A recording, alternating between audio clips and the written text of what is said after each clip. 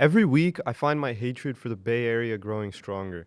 Frankly, I don't know why the future of tech is in the hands of San Franciscans. There's probably a point in making an episode analyzing why our tech leaders have such horrible takes, but today isn't about that. Today, what I'm upset about is vibe coding. If you haven't had the pleasure to listen to the entire YC board talking about vibe coding as if it's the Holy Covenant, then I'm sorry that I'm the one you're finding out about it from. My name is William Logian. I think I hate AI, and this is Last Week in Science. I'm upset. Louder! I'm upset. Louder! I'm upset. The term vibe coding was first coined in a tweet by Andrej Karpathy, who you may know as the former AI leader at Tesla. And if you didn't know him for that, you surely know him as a co-founder from everyone's favorite AI startup. Okay, I guess everyone's second favorite AI startup. I'm noticing a trend where former Tesla executives, are saying questionable things on Twitter, or my bad, X. And okay, I'll try to lay off our Department of Governmental Efficiency's head, but I'm sure emerald mining from a young age stunts a growing boy's development. Going back to the topic, vibe coding is defined by Wikipedia as, quote, an AI-dependent programming technique where a person describes a problem in a few sentences as a prompt to a large language model tuned for coding. The LLM generates software, shifting the programmer's role from manual coding to guiding, testing, and refining the AI-generated source code, end quote. Now, I'm a little indifferent towards using AI for menial tasks, which software engineering has its fair share of. I myself try to avoid it completely, but that may be the poet in me and not the scientist. And I can see why you would do this. Look, I'm an empathetic guy. I can empathize with a pragmatist. So on the surface, vibe coding seems fine. It's just getting rid of the boring parts, right? Well, let's see what Wikipedia has to say in that regard. Quote, a key part of the definition of vibe coding is that the user accepts code without full understanding.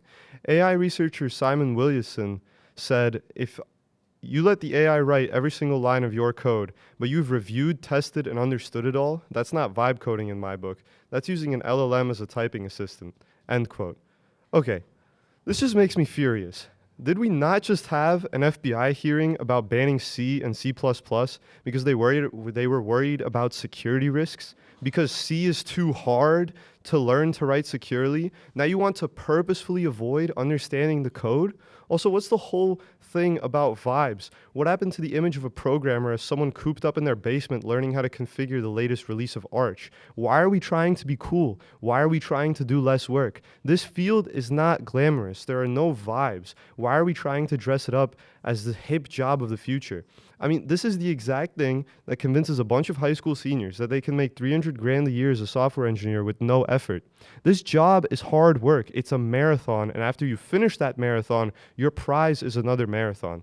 Vibe coding is going to create waves on r/CS majors when all the college students realize that cheating through 4 years of a very rigorous degree, surprisingly means that they have no idea what to talk about in a job interview. And you know what's crazy?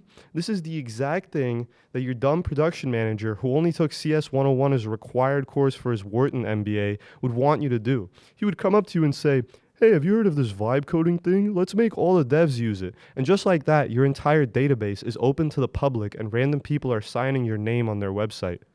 Oops, I wasn't supposed to make fun of Elon again.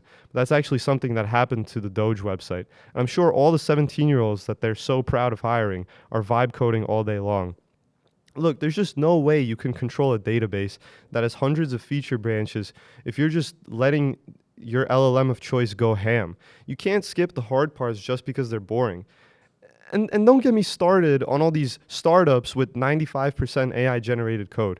Y Combinator has become a symbol of Western greed and gross excess. Just like BlackRock is buying all the homes to make it impossible for anyone to ever own one, San Francisco is paying 20-year-olds to create products that will become security risks and actively encouraging a muddying of the waters in the CS talent pool.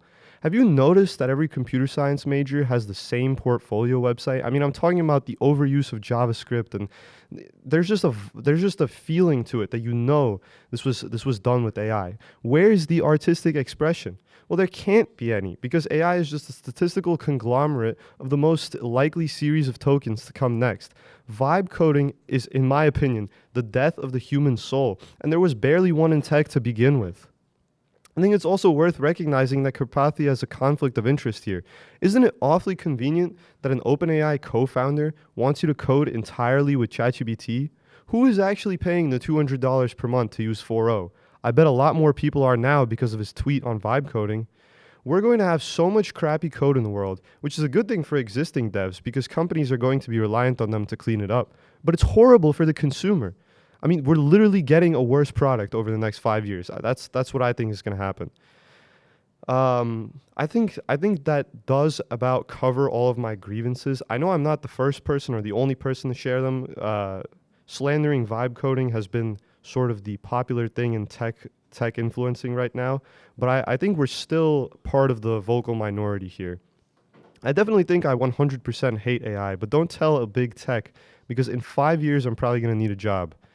Let's see if I can vibe my way into one. This has been Last Week in Science. I'm William Logan, and I'll see you in the next episode.